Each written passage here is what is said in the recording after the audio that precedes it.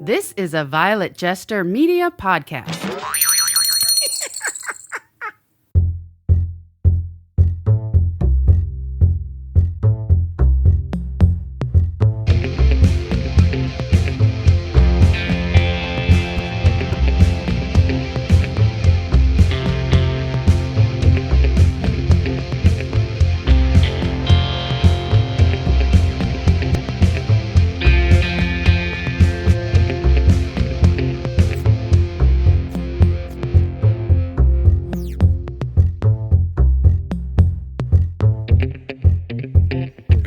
Okay, so you know what this is? This is 1 year. 1 year? 1 year today, right now. What? Podcast 52.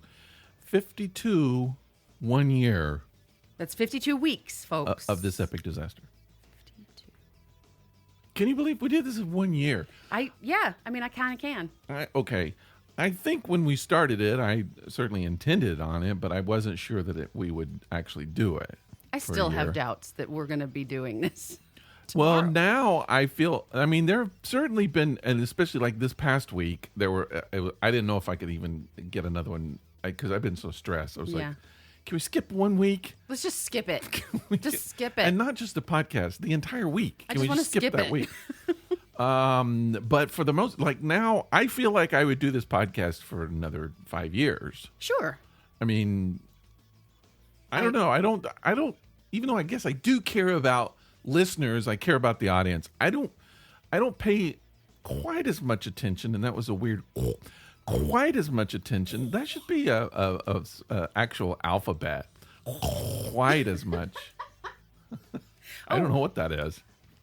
You know, for those of you that don't know, you are listening to episode 52 of This Epic Disaster. But I do feel like that we should just keep it going as long as we can. And I think that I think we're doing a pretty good. Is this broken? Is my glass broken? No, it's not broken. Well, there's like a little thing. I see- thought it was a hair at the very top, but is it split? Nope, it's not. Better not be. I don't feel a split in the All right, glass. let's use it and All see right. if it leaks. So today we are drinking... Live beer review. Live beer review. Yeah, we're doing a live beer review like we do every week. That means we've tried 52 different beers this year I think it's broken. on the show. That's broken. Dang it.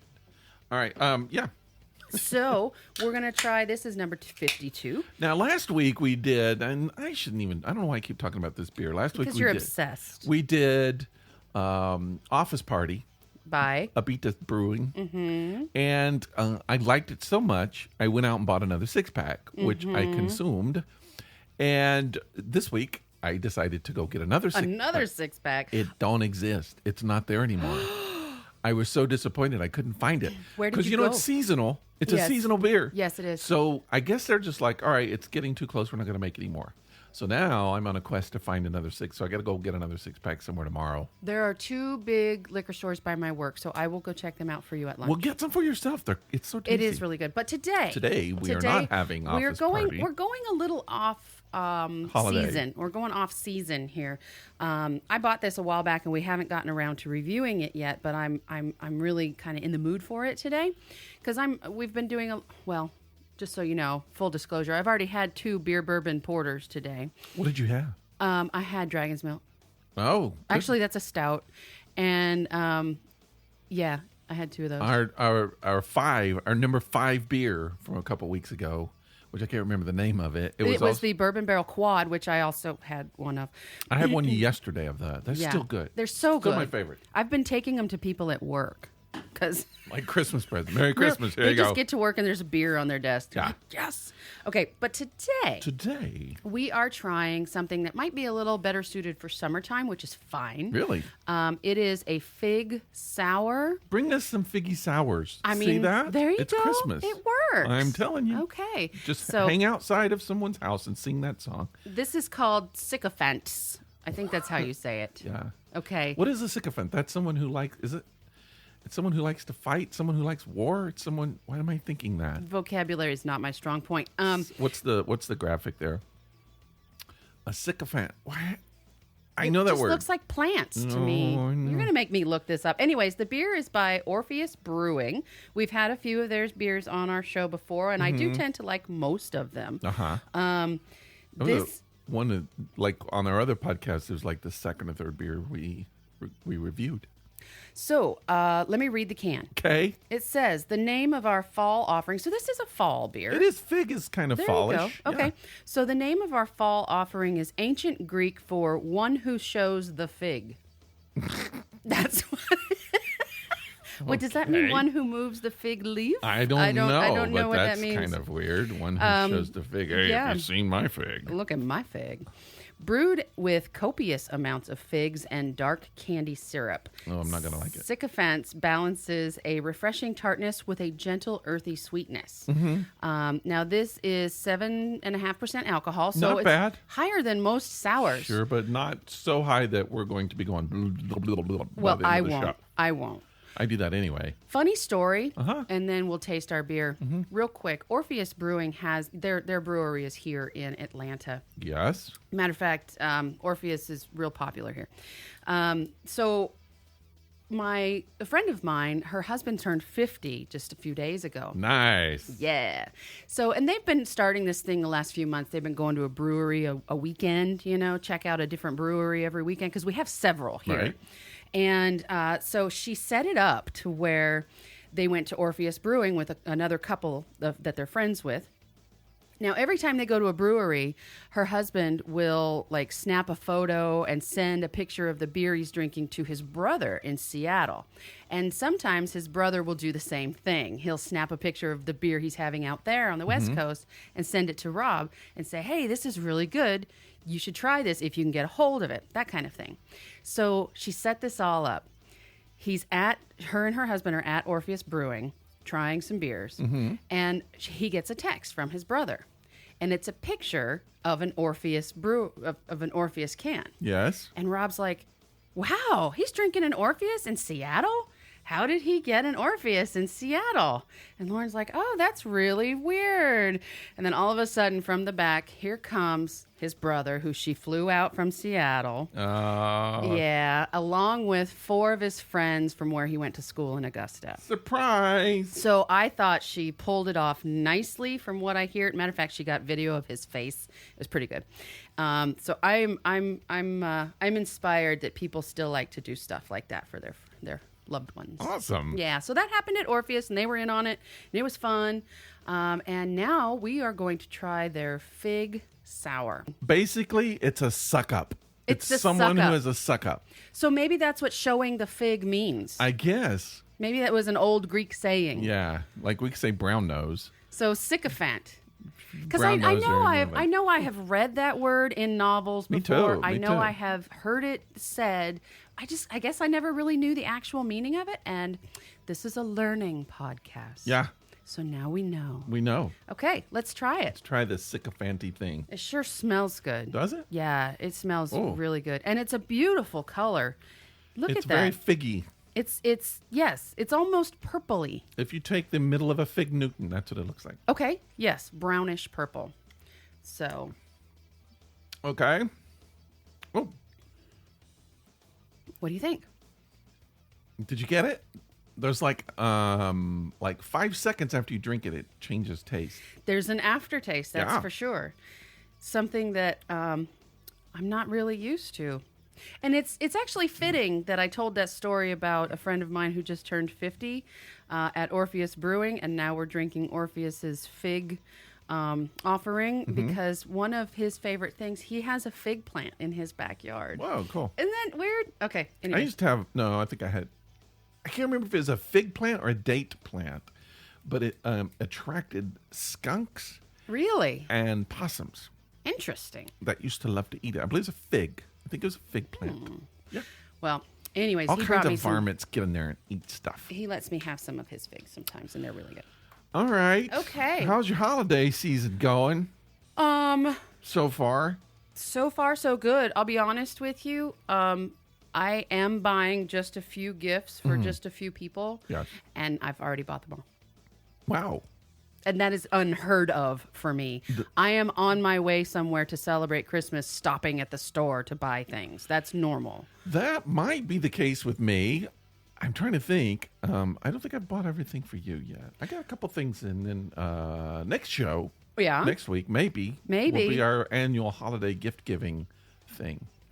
I mean, okay, so to the people out there who are like, okay, it's the first week of December and she's done with her shopping, mind you, I'm buying for a total of 4 people this year. I think I'm buying for 2. Right? I'm at an age now, and maybe it's not an age, maybe it's a mentality, maybe it's just a level of selfishness, but I'm over the gift giving thing and the gift receiving thing. Yeah. Now, if people want to give me something, Yeah. I will accept it. I'm not going to be like, no, I don't I take don't that. want your I will presents. not participate in that.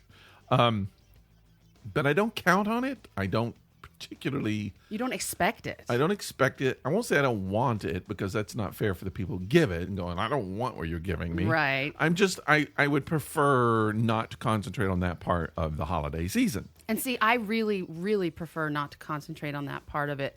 It just so happens that this year I'm in a position to, I saw some cool stuff and I was Yeah. like, oh my gosh, my friend would love that. What is your favorite part to participate in of the holiday season?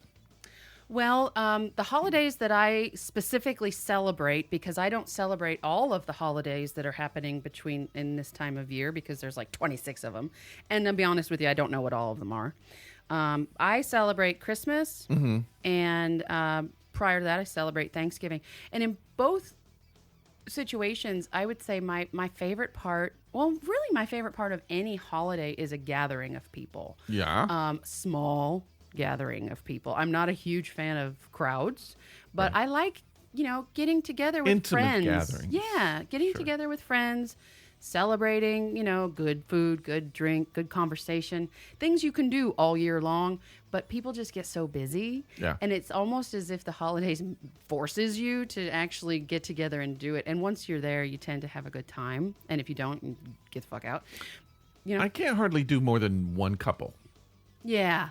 Once you get past that, my mind doesn't click into what's going on very well. Okay. See, my limit is probably, let's say, maximum of 10 people. Okay, Like that's in too someone's much for me. house. That's too much for me. And I will probably not speak to 5 of them. Yeah, I will leave the room. You do tend to leave the room. Yeah. That's when I go away. But I mean, I like small groups because it's hard to concentrate. And I know that's the purpose of holiday and any kind of party gathering, is to eventually find someone you find interesting, pair off and have a conversation. Exactly. And then maybe later trade. Right. Find somebody else and you Right. sit and you do that. I just find that hard to do. Like, okay, so we went out with a couple of my wife's friends this past week. Uh-huh. And it's a much better situation. Although we went to a restaurant that was very loud and I couldn't hear a damn word that was being said. Right. And so I just sit there kind of like, and I hope they answer, they're asking me yes questions because I'm like, yeah, They could say, what color were you when? No, that's bad. What color was your baby blanket? Yeah. Yeah. Yeah. That's not even a color. Uh-huh. Sure. Yeah. But when you get to more than that and all these conversations are going at the same time, and then this person's asking you a question and then this person asks you the exact same question or something I don't know. It's too much for me. I tend to check out. It can be a bit overwhelming. Yeah. Whenever I do go to a gathering that has, let's say, more than 6 people, me included. That might be the limit for me. Yeah. If I go to a gathering like that, I tend to find a place to sit. Mm-hmm. And that way I can observe the party. And if people choose to come talk to me, they can. And I'm not expecting anybody to. I'm not that person that's like, you'll come to me to speak. You know what I'm saying? Yeah. But I'm still having a good time. Just because I'm sitting there doesn't mean I'm not having a good time. I haven't always been like that though. When I was younger, in college, and theater person, and I would gather with all my theater friends, and we'd have 15 or 20 people in one little tiny house, but it was all of our friends, and we were all together, and you hang out. Everybody's giving each other back rubs. We're watching TV. We're listening to music. We're just Sure, talking, melling sure. out. It's fun. That's a very college thing. And I don't know, as I gotten older, it's just like, I don't know. I just don't have the energy to put into that many people in a crowd. Now, I love crowds. Like when we go to an event, and I'll just throw out the Renaissance Festival or something like that, where there's a lot of people. Yeah. I like to people watch. Oh, yeah. But you don't have to interact with them. Right. I don't necessarily want to participate. Right. Like I've been to those kind of things where I've been recognized. Uh-huh. And that makes me uncomfortable sometimes. I appreciate it. Yeah. Especially if it's somebody who's like followed the podcast or followed something that I've done, that I can appreciate that. Mm-hmm. But I get kind of maybe embarrassed and a little uncomfortable, and I suddenly feel like I need to be somebody that I'm not. Right. Well, I'll tell you, speaking of being recognized, I'm just going to go off topic here for a minute. I had to stop at the grocery store on my way over here today. Yeah. To pick up a couple of things. And about 3 weeks ago, I went to a neighborhood party that the neighborhood association puts on to raise funds. It was I saw the photo. It was great. You had a great costume. Thank you. We had a great time. It was a lot of fun, a lot of dancing. When we were done, we went home. Right? Mostly, yeah. Anyways, I was introduced to somebody at this party, a friend of a friend, and I actually accused him of that too. I was like, "Were you trying to set me up?" Really? You know? And he's like, "No, I just thought you guys would like each other." Anyways, yeah. Did you like each other? No, he's nice enough. Yeah, nice enough guy. But I haven't seen him or spoken to him since then. That's about 3 weeks ago, right? Yeah. And we were all in the dark bar, drinking, partying, costumes. So today at the grocery store, I'm walking in and someone is walking towards me, and just like I do, I smile at people. I don't have to know you. I'm gonna smile at you, and I smile at him, and he smiled at me and then looked down and walked away, and I was like, oh shit, I think that was him. The guy. Yeah, and so I didn't say a word to him. Like I didn't even recognize him, and now I feel bad. But I can't be sure it was him either. Why would you be embarrassed? You didn't take your clothes off, flash him. Because that would have been would be like you, right? Well, not in the grocery store parking lot, and it's likely not at the party. Well, I meant at the party, and then now he's like, "Oh God, that's the girl that showed me her boobs." No, I did not show him my boobs. Okay. Nope, kept those to myself. Well, that's weird. He would maybe he's just a shy guy. Yeah, I mean, maybe. But like then introvert. I felt bad. I was like, God, I mean, if it was him, I should have recognized him and said hi, but I didn't. I was on a mission. What's your most uncomfortable encounter in public that you've ever had? Oh. It's usually an ex, isn't it? Oh. A lot of times an ex or an ex's person. I'm not going to go into mine. You know what mine is. Don't know. I might have to think about it, but I cannot. Like one time, this is weird. Okay, I shouldn't mention this because it was okay, but I'm going to say it's uncomfortable. Okay. It's like I ran into when I was in a former relationship, I ran into that person's ex's spouse. Okay. Whom I knew and I had been at gatherings with. Uh-huh. I had to, because with little family gatherings, because they Sure. had kids but I ran into her.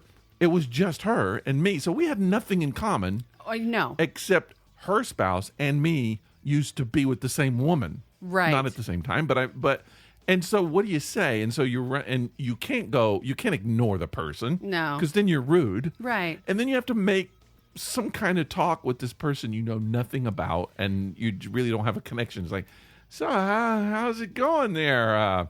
How you doing? And Now, if you're just Weird. passing on the street. yeah. Or if you're just sitting on a bus and you can't get away. But mostly if you're just passing on the street, it's like, oh, hey, and walk on. Don't ask questions. Just say hi and walk away. Now, or as you're walking. Now, if you're stuck at a party and you get seated next to each other, Yeah. I mean, at that point, it's like I would treat it as if I were seated next to a stranger. Just start talking about things that you would have talked with a stranger about. But if it's... I mean, I suppose I could understand how awkward that would be. Because you know a little bit about them. Yeah. Like you might know their dog's name. Yeah. Or something. Are you the kind of person who would feel an obligation to go speak, or would you rather and tend to just pretend like you don't see them and ignore them. I'm horrible at doing that. That's kind of what I do. I would love to be able to do that, but I'm really bad at it. If I see someone I don't really want to talk to, I'll pretend like I can't see them. I don't see them. I will literally put my hand over my face. Yeah, when they're like, it's she can see me, her hand is over her face. Extremely obvious, like, I can't see you. Yeah, I that's can't like see you. wearing a sign saying, I can't see you. Uh-huh. Well, now, go ahead. No, go ahead. No. I was just going to say, rather than say, would you rather, we could go in and play a game called Would You Rather I was just about to do the exact same thing. that we call Zobmundo. How And funny. actually, we don't call it Zobmundo. It is called Zobmundo. The company who invented the game calls it Zobmundo. This is something we do every episode. And I think maybe we should say welcome to some new people who are listening to the episode. I think we might have picked up a few people. I think Mike Faber, our guest last week, kind of pointed some people here. If you're listening because of Mike, thanks for listening. Thank you for listening. Please, Hopefully. please don't judge us on one show. But we do play a game, and we played it with Mike last week. We're playing it with ourselves. We're playing with ourselves this week. This is a game of Would You Rather. It is Zobmundo. We will... You need glasses. I need my glasses. And we will Here's a ask a question based on whatever color stone you throw. Throw a stone there. It's red, It is red, and that is pain, fear, and discomfort. of which I have all. We were just talking about that. Yes. Would you rather dive? Oh, this is actually a bad nightmare I have. Oh God. Ooh, Are you scared? Are you all right? Are you shaking a little bit? it's disgusting. Would you rather dive into a vat full of fresh sewage Oh, or a vat full of maggots? maggots all day. I guess if it's a vat full of maggots, if you can block it out, it wouldn't smell as bad, and it would just kind of feel like Jell-O. Do maggots feel like Jell-O? I would think in mass they would. Don't you think? If you've got like a vat of maggots, they're kind of squishy and Gelatinous, I suppose. I would think it'd be kind of like Jell-O. Yeah. It might be okay on a hot summer day. Oh, I don't know about the heat. You know what I need right now? A maggot bath. I need a vat full of maggots. But yeah, the sewage, I don't think I can handle that. It just reminds me of Shawshank Redemption. So is that really a nightmare of yours? The sewage. Really? Just being in something like that. Ooh. I mean, Shawshank, at the end of Shawshank Redemption, just imagining being in that No. is awful. No. All I mean, right. I would just be vomiting the whole time. That's what he did. Okay. Green. I got a green one. You got a green one. Green. The Green Grinch. stands for ethics and intellect, of which I have neither. I have both in Okay. spades. In spades. minor in clubs. You don't know what Okay. that means. So I had to put glasses on this time, folks. I'm wondering if this is going to be an ethic question or an intellect question. Which Seems should I like sharpen both. up on? Ethics. Okay. Okay. So would you rather be forced to make $1 million by Yes. selling drugs to kids, Oh. or be forced to steal $1 million from the Children's Cancer Society? Okay.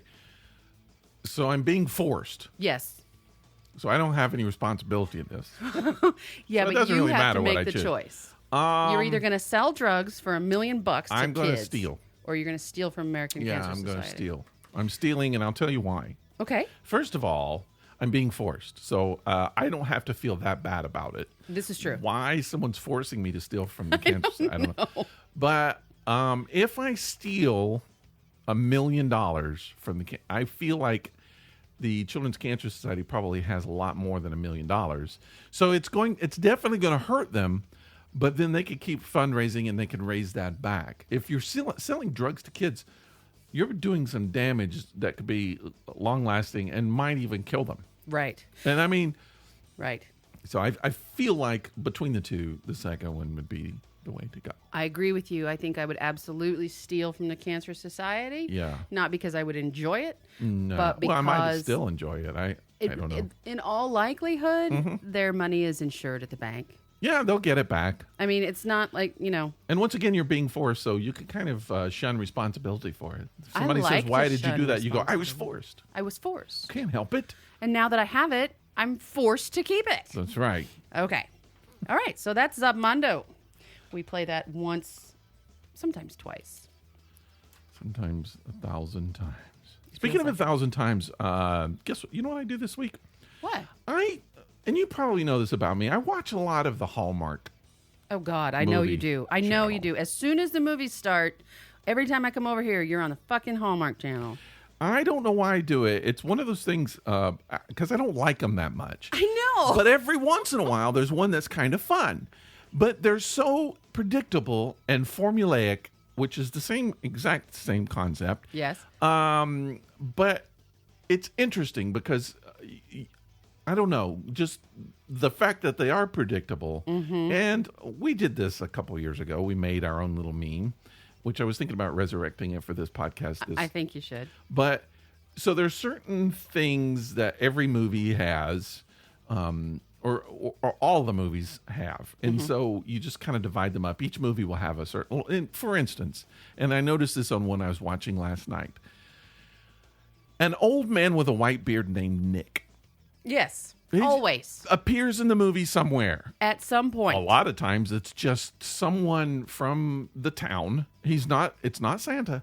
It's just some mysterious guy named Nick with a white beard. And he usually has a little smile and a twinkle and somehow works some little magical miracle thing. Now, in non-Hallmark movies, that's the guy that's, lurking outside the preschool. Yeah, he's the guy that's picking up the kids. Yep. And he might be in this one too. We don't know.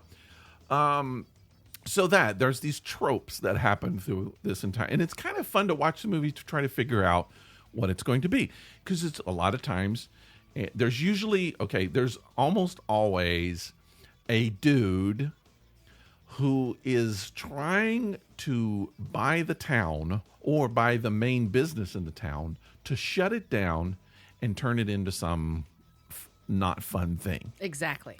That happens a lot. All the time. There's usually a woman who is in business, a lawyer or something like that, and she's too damn busy for Christmas. Yes. I just don't have the time. I don't have time for Christmas. And for some reason, she has to go back to a small village that is named Christmas Town. Right, because that's where she grew up. Well, a lot of times it is. She Yeah. grew up in Christmas Town, and she's been refusing to go back.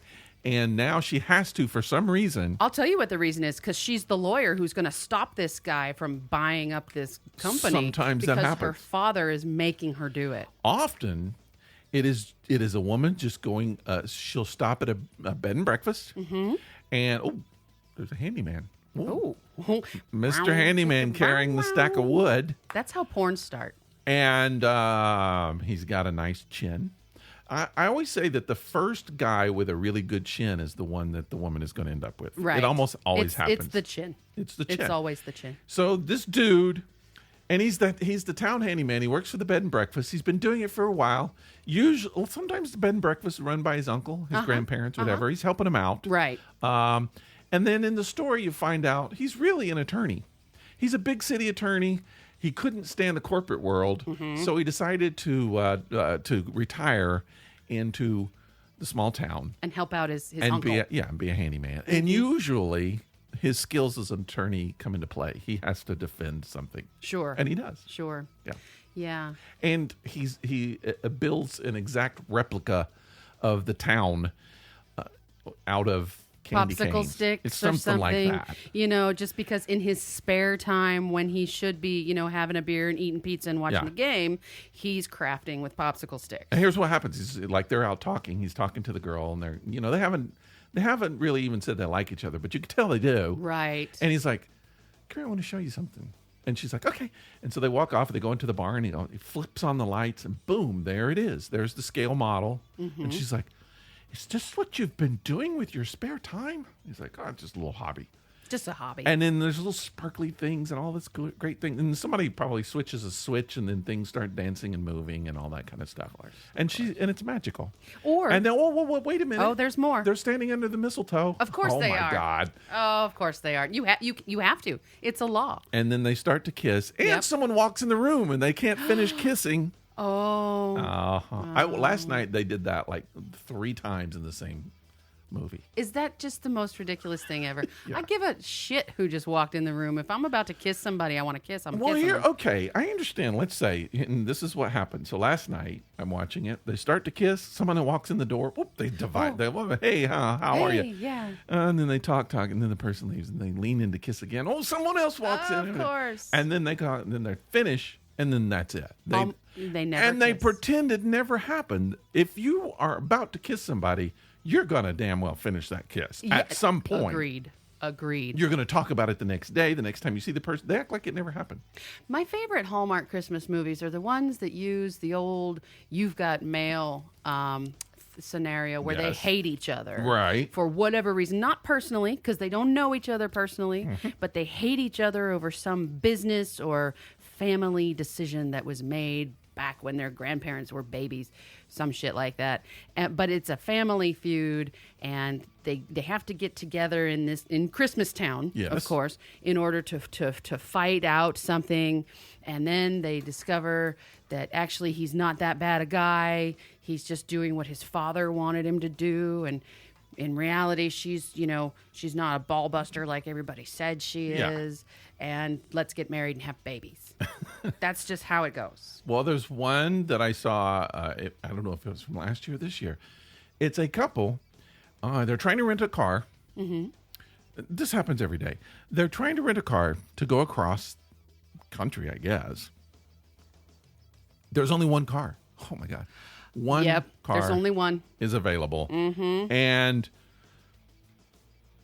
they decide to share. Mm-hmm. How many times have you shared a car With a complete stranger. across the country? How about never? So they do. They drive across country in the little rental car that they're sharing. Normally a Lexus And because getting to somebody know got each other the as premium they drive. package. And Yeah. she's irritating him, Yeah. and she can't understand why he's not telling her everything about him. Right. And yeah, Yeah.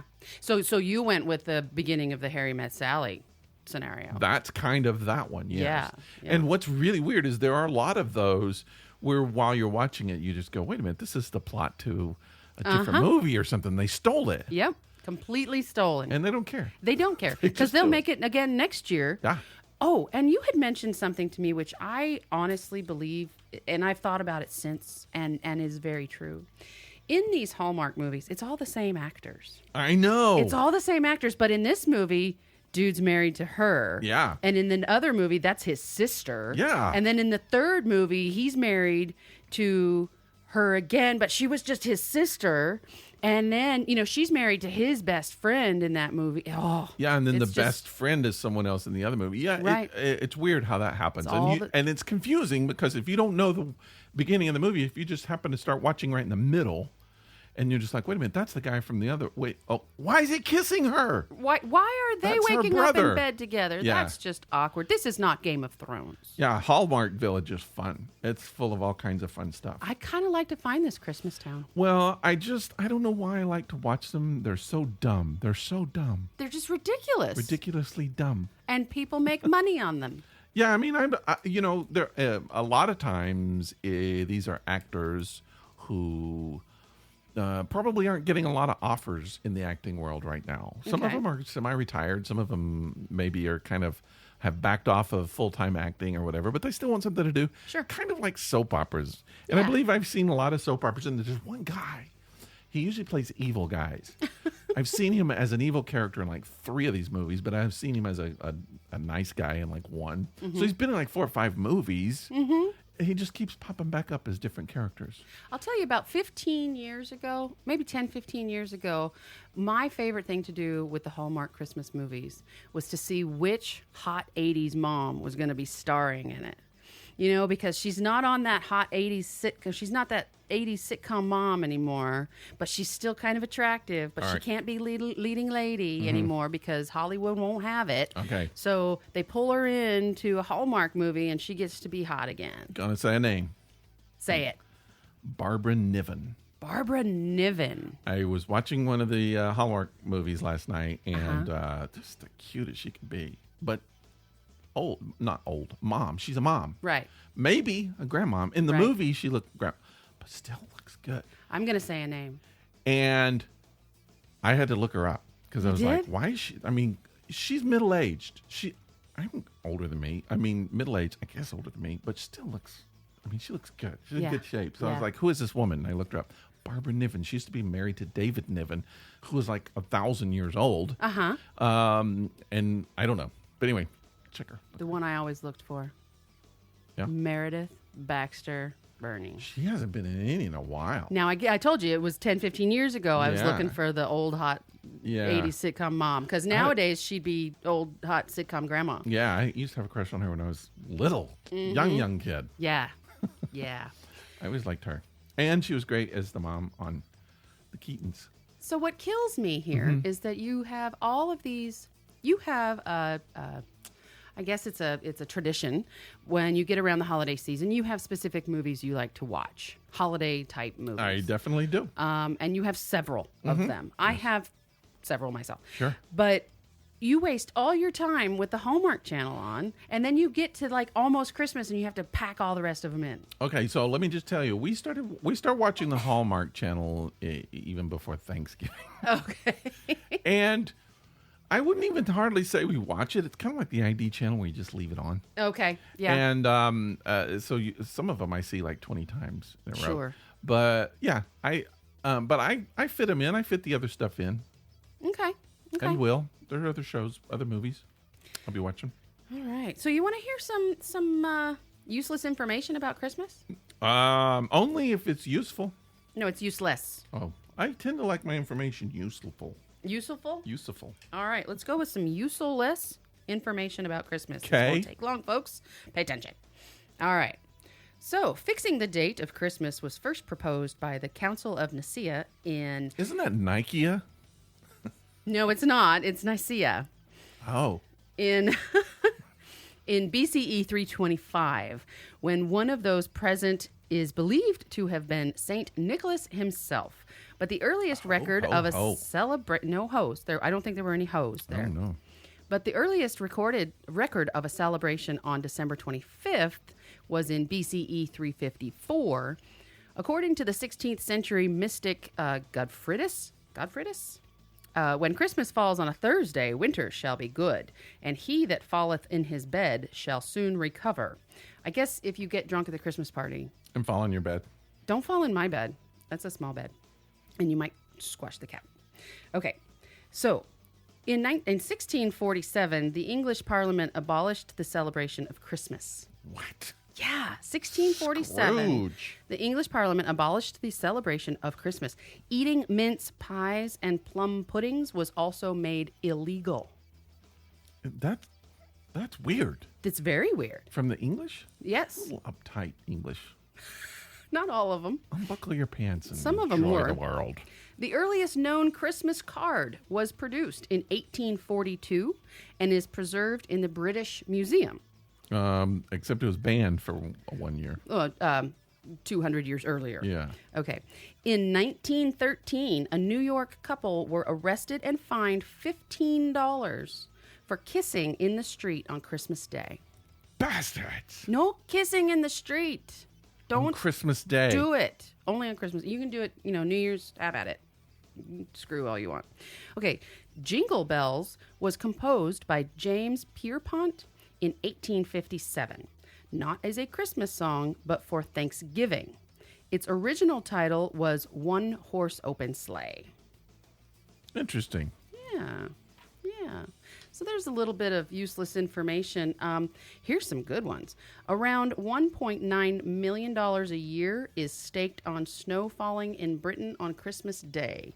Weather records suggest the chances are around 10 to 1. Here, they say there's going to be snow on Christmas Day. But we're not going to bet $1 million on it. I would not do that. Okay. They say the week of Christmas there's going to be snow, and they're predicting probably, or a good chance, the day of. Here's a really good one, and this is my last little bit of trivia. Okay. Useless trivia, of course. I don't know if it's useless.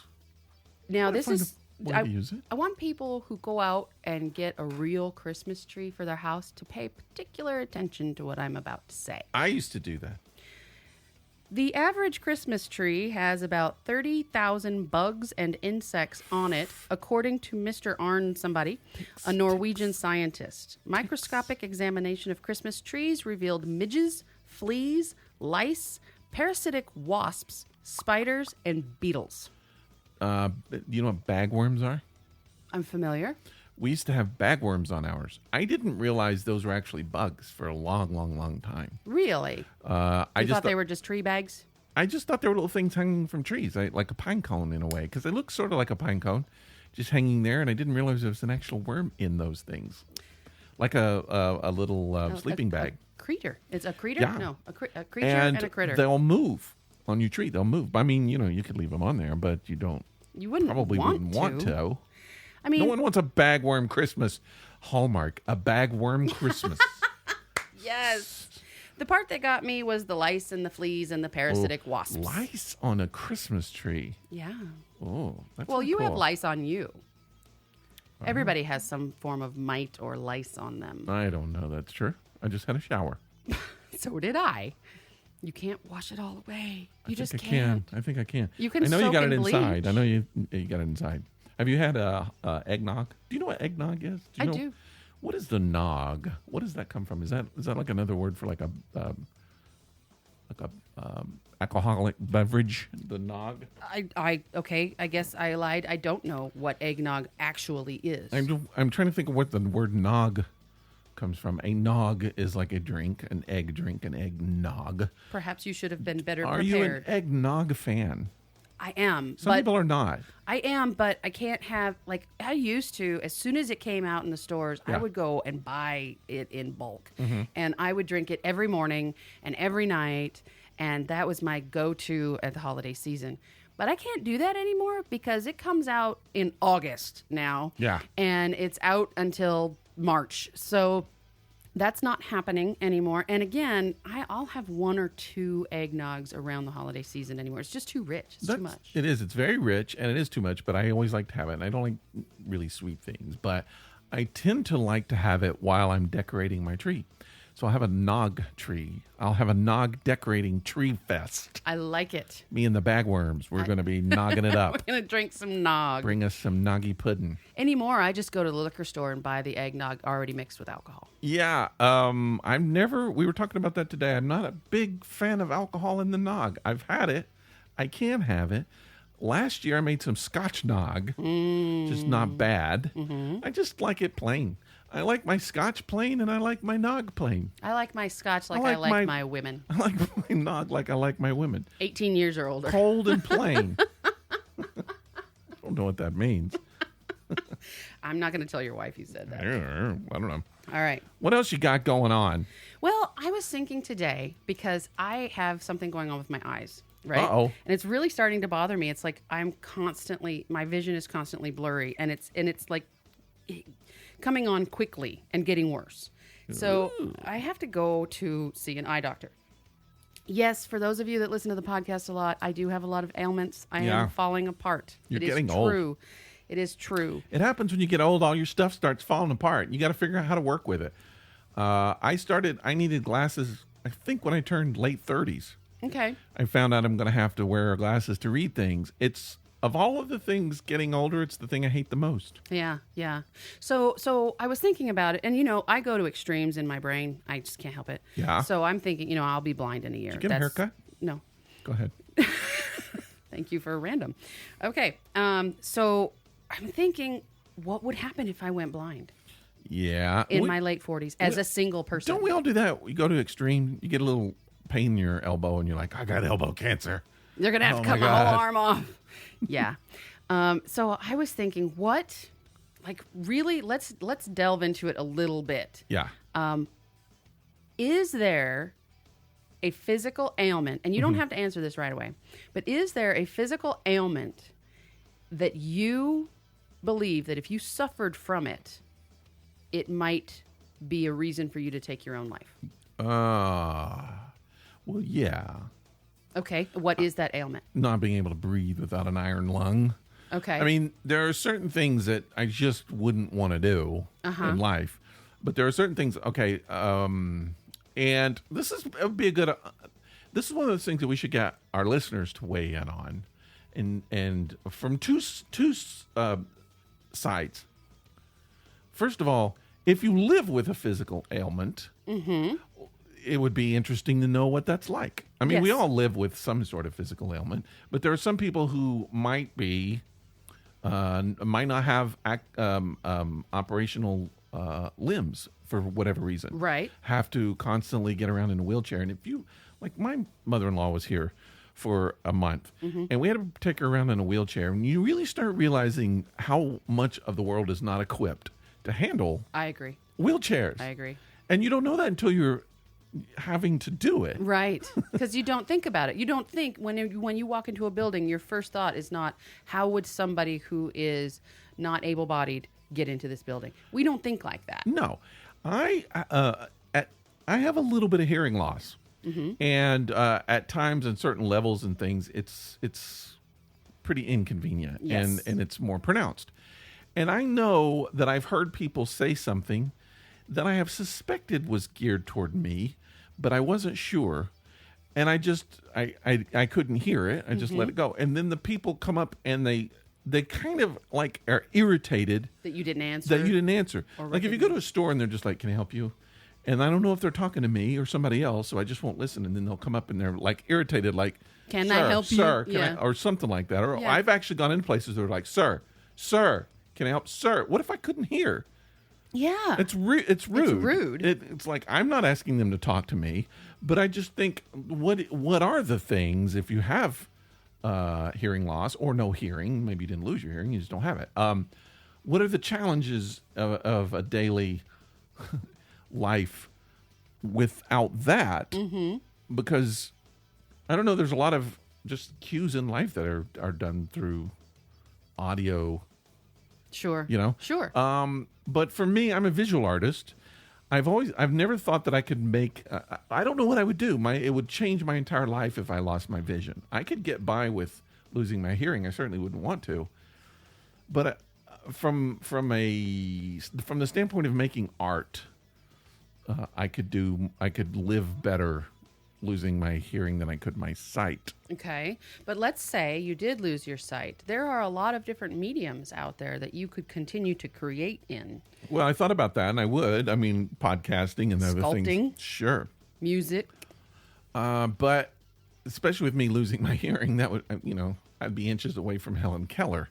Not seeing or hearing, that would be a world I wouldn't want to live in. I'm not sure I would want to live in that world either. That's a weird one. But, maybe there are people that do. And I mean, I'm sure there are people that do. And I'm curious how they get through the day. Now, what I'm really curious about is I'm a single person. I live Really? alone. Yes. In case you didn't know that. I was thinking I'm certainly not, more than likely, I'm not considering taking my own life over blindness. Okay. Okay. Or becoming hearing impaired. Anything of that. That's not at that level. Like you said, perhaps not being able to breathe on my own might be an option. Yeah. But what would I do if I, as a single person, became blind and Yeah. in my later life, like now? I thought about it, and I thought there are some things that I would do, some compromises I would make. Yeah. I would marry somebody, not out of love, just Well, out of convenience. Couldn't be out of sight. You don't know what the person looks. Maybe if it's somebody you already knew. I would definitely, just because I'd want someone to take care of me. I wouldn't feel confident doing it on my own. While we're here, let me ask you a question. What if you married somebody, sexiest voice, just you married, and then you got your side back, and they were like so physically repulsive to you? Why did I marry them? Huh? Why would I have married them? Well, that's what I said. Did I marry them just for convenience and them taking care of me? No, I'm saying you got along. They had a great voice, everything, but then like you met them, And then and they were like physically repulsive to you. I think even as a blind person, you can tell physically what somebody looks like just by touch. I'm not convinced of that. At the very least, you can tell what somebody looks like physically. You can tell if they're a larger person or a skinny person, that kind of thing. And I'm not easily repulsed by much. So I'm just right. not. Well, you dated me, so I think. I'm not so much attracted by physical attributes. I mean, there's absolutely some of that because you see somebody walking down the street and you're like, damn. But I'm not going to get into a relationship with somebody because they look good, if that makes sense. Here's what I found. And this is going off on a tangent. I'm sorry, I didn't mean That's to okay. do this. But Let's tangent. I know I have met people in my life. When I first met them, I found them extremely unattractive. Mm-hmm. And I got to know them, and they became very good friends of mine. And later on, I considered them attractive people, just because I got to know them. Same thing happens in reverse. If you meet somebody and they are just hot, like, oh, damn, like you can't stop looking at them. Yeah. And then you get to know them and they're horrible people, then they become ugly. You're talking about me, aren't you? No. No, I'm not. But it has happened to me before. Yeah. Where I've always thought, wow, that person is really attractive. And then you get to know them and you're like, wow, that person is really fake and ugly. Yeah. You know, I don't like that person. I don't even like to look at that person anymore.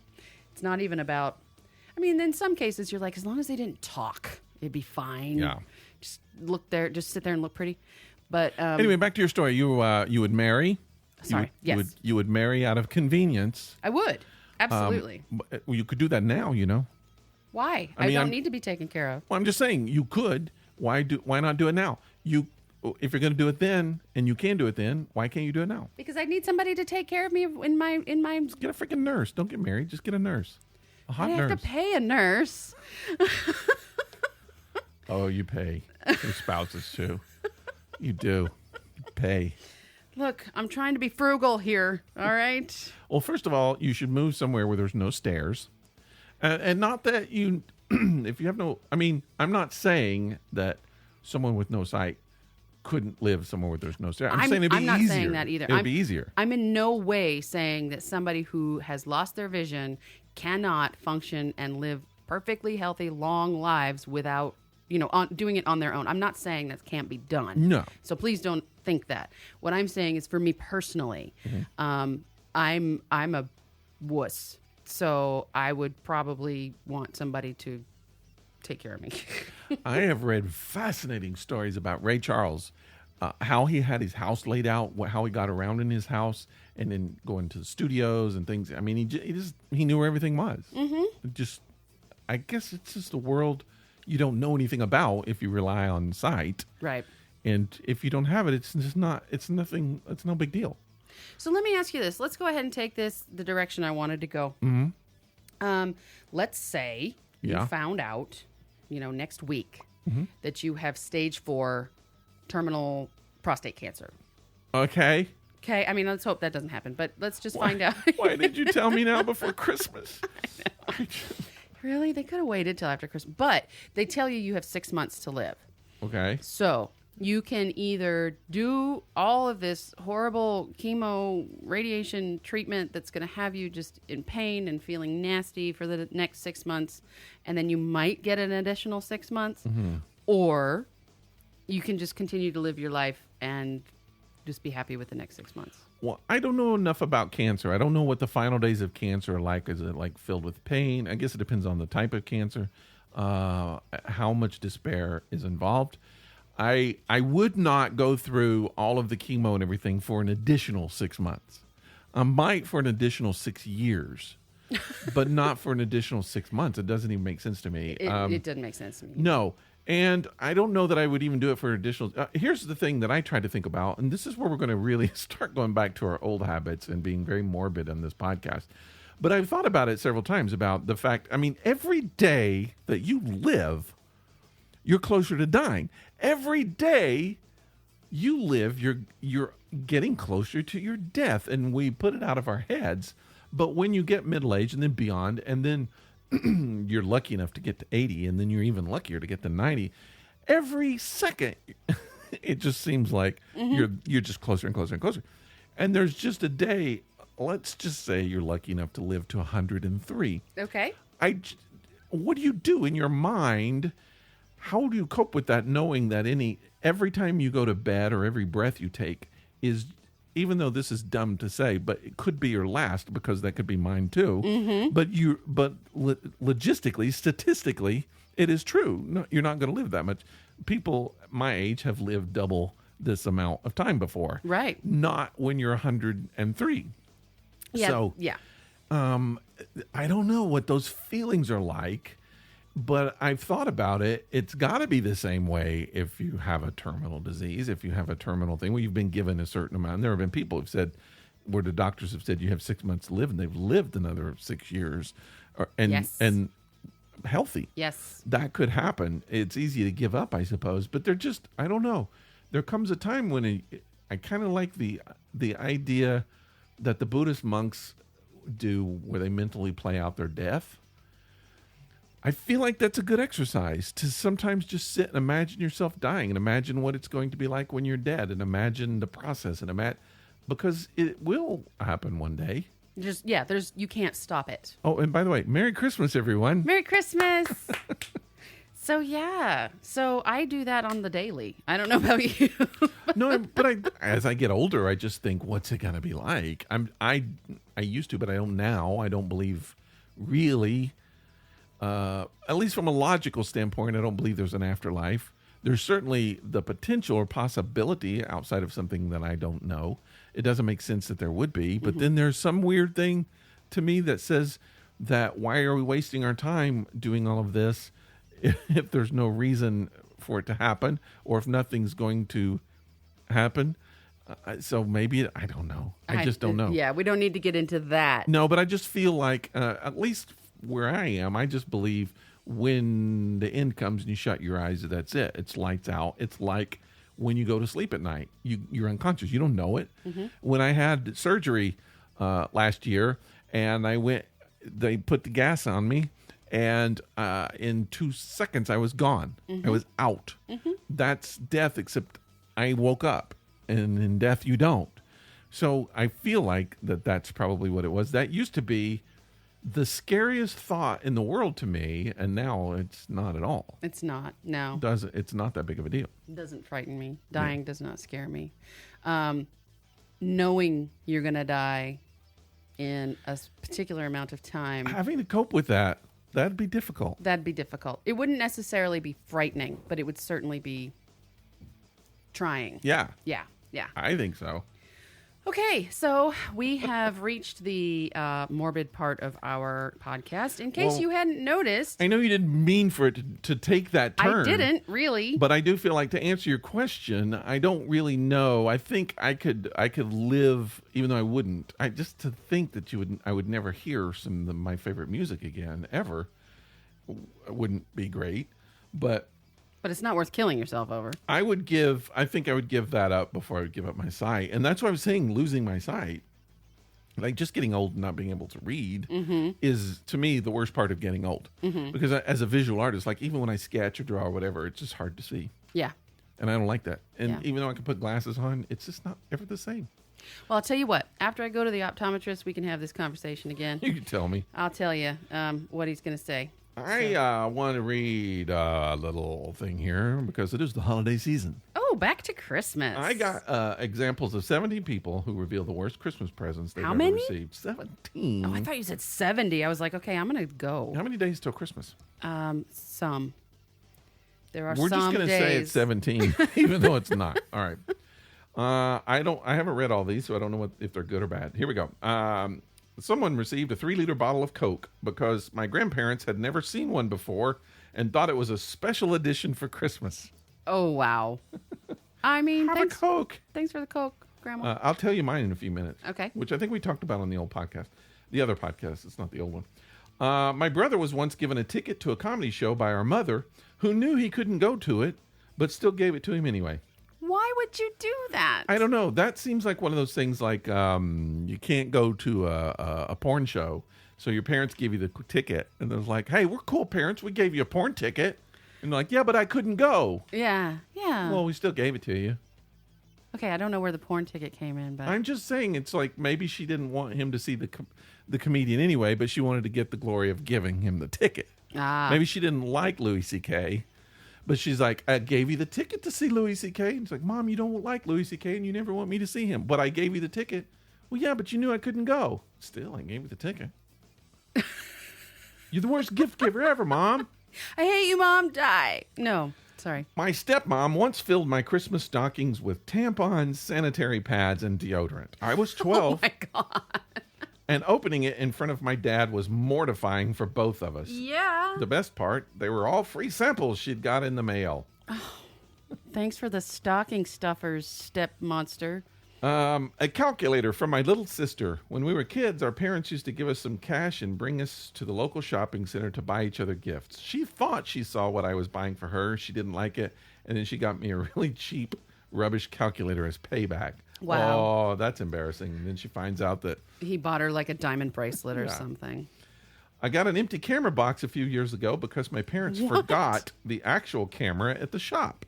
So I sat there in disbelief thinking they had got me an empty box on purpose. I mean, Well, they it's still not, got the camera. it's not I'm a guessing. bad gift. I No. mean, you just have to go pick it up yourself. Yeah. There you go. Just give people a box of something and go, you got to get the camera. I'm just giving you the box. Yeah, here's something to keep You it go in. buy the camera. Here's the box Here's for the the camera. box when you Here's get it. some tires for a new car you can buy yourself. Yep, but I got you the tires. I received the strangest Christmas haul ever. Teaspoons. Teaspoons. What's OHP? Pins. I don't know. Other. I'm trying to figure out what that means. Okay, we'll look it up later. Glue sticks, bumper pack of glue sticks, computer screen cleaner. Turns out Dad left his shopping to the last minute.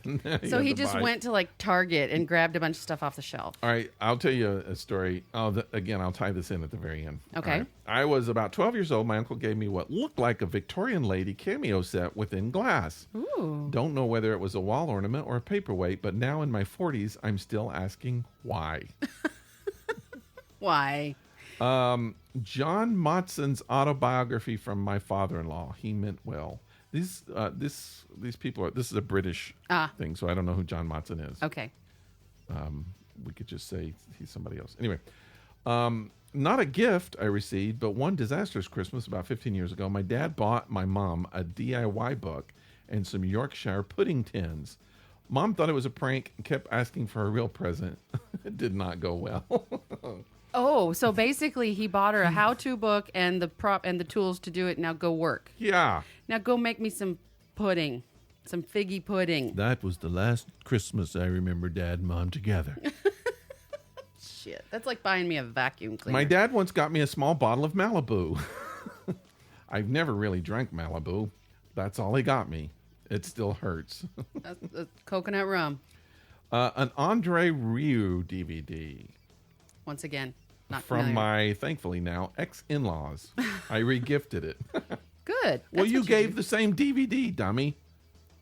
Don't complain about it because you gave it too. Yeah, but maybe he gave it to someone who wanted it. I asked my dad when I was younger for the new kids film about penguins.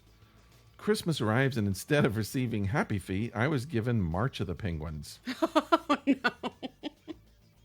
Different movie. Yeah. Was that Entirely it? Was that different 17? movie. That Yep, was a that was 17. 17.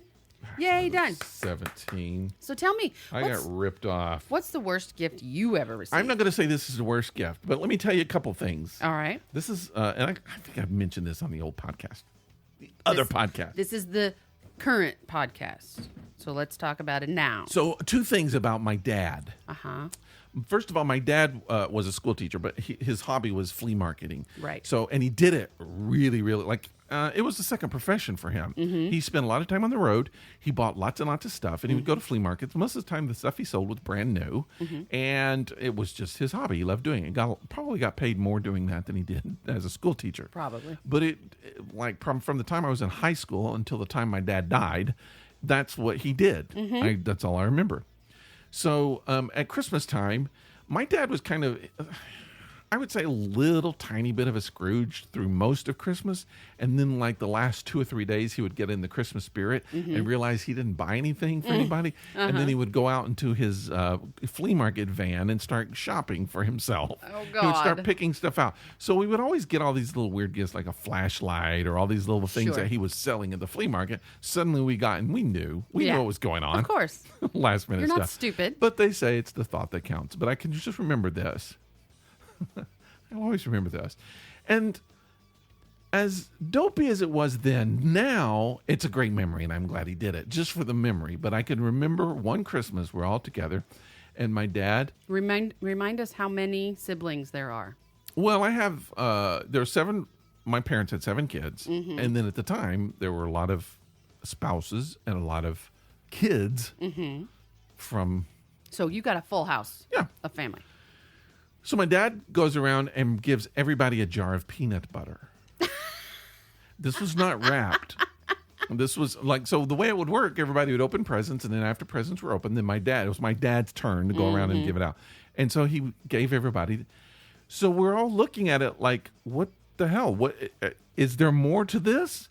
You know, like, are we suddenly going to, he's going to give us this, and then all of a sudden there's going to be some like big part, like, I've invited you all on a peanut butter cruise. I mean, but no. I'd be down with a peanut butter cruise. Me too. And it wasn't even crunchy. I mean, just smooth peanut butter. And he never explained why he did it. He just went out and bought everybody a jar of peanut butter. I'm not sure he bought it. It might have come from his van. I don't know. But it was one of those things that we all waited for some more to happen, but it didn't. And that was it. So... the end. That is awful. Happy peanut butter. Happy peanut butter day. Yeah. And here's the weird thing. I'm pretty sure somebody could correct me from my family if this isn't the case. My dad one year won $1 million in the lottery. Yes, he did. I'm pretty sure this was the year after he won the lottery. So after he won the lottery, we got peanut butter. You got peanut butter. Because I think everybody was expecting some big thing, and maybe that's why he did it. It was just like, oh, you think you're going to get $25,000 from me, but no. So okay, so your family, Skippy, knowing that you have all these siblings and spouses and kids. Isn't it just easier to find a good deal on something and get it for everybody? I mean, I know that one year a brother of yours bought everybody a little set of like 25 Tupperware dishes. Yeah, I'm not at all.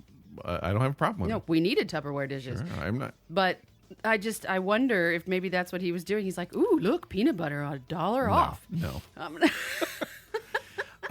My dad had a very dry sense of humor. I don't know if he meant it. And this was what the thing about it was, is we never got any more information. I don't know if he meant it as a joke, if he thought it was funny, if he really thought, what they could use is a jar of peanut butter. Some peanut butter. Everybody needs some peanut butter. I don't know the reason, or if someone just gave him 20 things of peanut butter and he needed to get rid of them. I don't know what the deal was. No one, and that was what... It was just so random and bizarre, and you couldn't tell if he was serious about it, so you couldn't make fun of it to his face. Because if he was serious about it, he would have blown his top. Yeah, you couldn't be like, "What the hell, Dad?" Yeah. You just took it, and you're like, "Oh, thanks for the peanut butter." Like, I remember when I was little, my grandfather was like, "All I want for Christmas is a bag of oranges." Who said that? My grandfather. And I was just like, really? Because I was a kid and I was like, who wants oranges for Christmas? But when he was a kid, getting an orange for Christmas was all you got. Yeah. And that was awesome. And now he Fresh could get fruit was now not, he could get an entire bag. And when you're in your 70s, like he was, maybe 80s, a bag of oranges would, I guess he just thought that was awesome. He was like, all I want is a bag of oranges. I mean, I might change that down to a bag of cuties. Yeah. I was like, I'll take my G.I. Joe, Grandpa. You take your oranges. You have all the oranges you want. Just Give don't me touch my G.I. Joe. G.I. Joe. Adult. Yeah. And I'm like, now I'm just like, I don't want anything for Christmas. Give me peanut butter and oranges. That's all I want. I just want some peanut butter. Yes. Go to the cafeteria for my shopping. I'll be honest with you, that's what my dog would love for Christmas. What? Peanut butter. Well, I mean, now, people give cookies. Yeah. For Christmas, there's nothing. No one says anything about it. But why is peanut butter? So why is it so weird that some people hand out to, especially to like coworkers and things like that, they hand out peanut butter fudge? What's the difference? I know. I don't know. It was a random thing my dad did, and it's like he's never done anything like that before. But that's what I'm saying now. Now he's gone. It's like that's just such a weird little memory. So now it's kind of fun that he actually did it. Maybe it is like one day they'll think this is funny. Now they're going to think it sucks. But one day they're really going to love this. I can honestly say that I have never received a bad Christmas gift. I don't think I could say that. I did receive a horrible Valentine's Day present from my first husband. Wow. Now I don't celebrate Valentine's Day. I think it's made up and stupid. But back then I did. I was in my early 20s. Mm-hmm. He bought me the cheapest kitchen knife set you've ever seen in your life for Valentine's Day, which is the day people get flowers and jewelry and, chocolates. He bought me knives. I thought it was you. Someone once told me that for, I don't know if it's Christmas, some birthday, Valentine, they got paper towels. That's what they got. No, that was not me. I'd have lit those paper towels on fire. I mean, you could still use them, though. See, nowadays, I would love the peanut butter. You know what I got? Paper towels. Paper towels. I could have used that peanut butter. No, nobody gave me paper towels. Now I have to go to the store and get paper towels. So it saves me a trip to the Kroger, and I'm fine with that. Well, you know what we should do? We should close down the podcast. You know why? Because we're talking about peanut butter and paper towels. And, there's nothing wrong with that. If you get peanut butter or paper towels for Christmas, Merry Christmas to you. If you have to clean up peanut butter with a paper towel, I would suggest wetting the paper towel first. Otherwise, you're just going to spread peanut butter around. Yeah, and that's Sherry's tip of the day. Sherry's tip. All right, let's talk about this beer. All right, let's. This is so sour. Again, Orpheus? This is Orpheus Brewing Sycophants, which is their fig sour ale. Okay. Personally, I am a fan. Yeah. I love sours, though. Sure, I'm me really too. into it. And because it's colder these months, I've been drinking a lot of darker beers. Mm-hmm. And so to have this sour right now is really kind of making my insides happy. Yeah? Yeah. And it's a higher alcohol by volume percentage than most sours, which I appreciate. Okay. So what about it? What are you going to do? What are you giving it? What kind of ranking? Oh, you want me to go ahead and rate it? You got it. This is the time when we do that. I am going to go ahead and give this a 3.5. Oh. What are your thoughts? 3? Okay. I like it. Mm-hmm.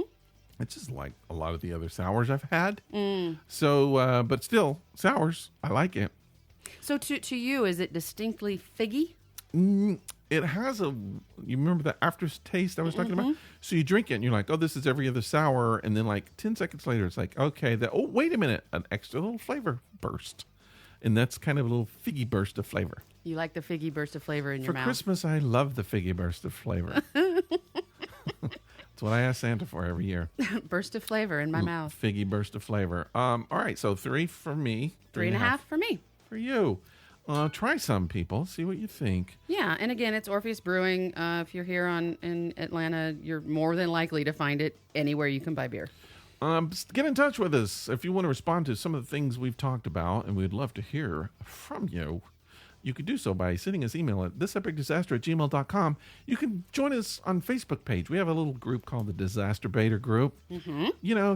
We'll just, you can hang out there and chat about things that other people don't know about. It's just a personal, secret little group. But we also have a regular little Facebook thing if you don't want to go secret on the Facebook. We're also at thisepicdisaster.com. Mm-hmm. We're on the Twitter. And the Instagram. We're on the Instagram. Mm-hmm. And probably places we don't even know about. We are. We have a YouTube channel. You can listen to this. Even know about. This podcast, you can listen to it on YouTube. You can't see it, but you can still listen to it. Maybe we'll do something live for Christmas. I would like to. Otherwise, you can download us almost every place you can get podcasts. So Apple, at the iTunes Store, Google Play, Stitcher. If you do download us there, and we do highly suggest that you subscribe and download. Please. Give us a little rating. Tell them if you like us. 5, 4, 3, 2, 1 stars. I don't know. Whatever you think. Whatever you think we're Leave worth. a little sentence. Tell people what you think. And then please share this podcast with your friends on Facebook. Let them know. Just whenever we post it, just do a little share. Yeah. It costs nothing. I do it. And people will admire Other people you. can do it it's too. It's like a Christmas present that's free. Really? It's better than peanut butter. Better than peanut butter. Even better than paper towels. So next week, I think we'll be giving each other gifts, so you might want to stay tuned for that. We love our gift giving. That's always podcast. fun. That's always fun. All right, people. Thanks for joining us, and we will talk to you next week. Bye for now. Bye.